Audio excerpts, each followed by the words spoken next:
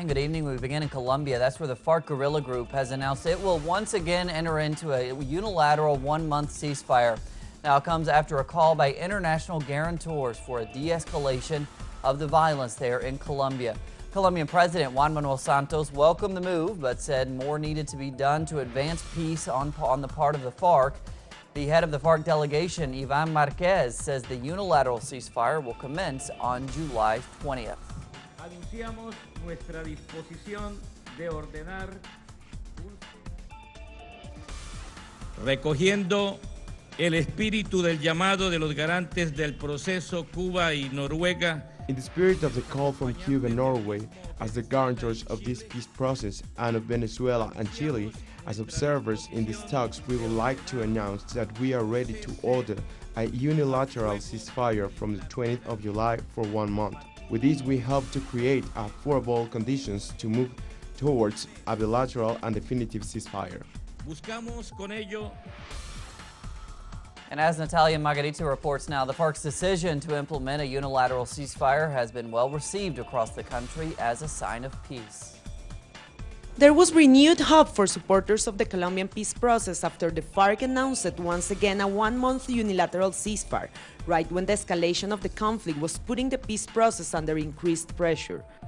We see the FARC's announcement as extremely important, not just because it's the sixth truce that the FARC have unilaterally implemented, but also because this can be the beginning of the end of the armed conflict. Now we expect the government to reciprocate. The FARC decision comes after a 5-month-long unilateral truce that was never reciprocated by the government. Now even senators of the government coalition consider that this time President Juan Manuel Santos must give something back. Any kind of gesture that turns this one-month-long unilateral ceasefire into an indefinite ceasefire so that we can push forward the negotiations and advance in the issue of victims. As the FARC called on the Broad Fund for Peace to act as verifiers of this new truce that will start on the 20th of July, members of that network recalled the benefits of the last ceasefire that the FARC implemented during 5 months. The same government itself, as well as the military forces, must have realized how many lives were spared from both civilians and the military, how the economy got strengthened in the region, and how security and tranquility was back in the last unilateral truce. During the last FARC's truce, the intensity of the conflict decreased in 90%. Some 600 lives were spared and thousands of forced displacements were prevented. And that is what social organizations are strongly demanding from the government to value this time.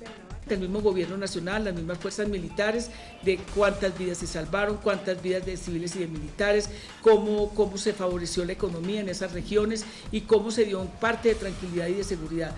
As social organizations have welcomed the FARC announcement, they have no doubt that the ball is now in the government's court and that what is at stake is President Santos' commitment to the peace process. Natalia Margarita, teleSUR, Bogotá, Colombia.